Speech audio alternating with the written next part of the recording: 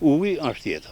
Prej disa ditësh banorët e Gostilit në Kukës përballen me mungesën e ujit të pijshëm. Banorët thonë se furnizohen me ujë vetëm 1 orë në ditë, duke mos plotësuar as nevojat bazë të jetesës. Të shqetësuar nga kjo problematikë që përsëritet prej vitesh gjatë stinës së verës, banorët thonë se nuk ju është dhënë asnjë zgjidhje nga ndërmarrja e ujësjellës kanalizimeve në Kukës.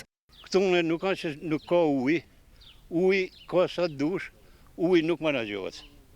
As nga drejtoria e ujësjellësit, as nga punojësit, edhe nuk dim ku të janë kohëna më burr.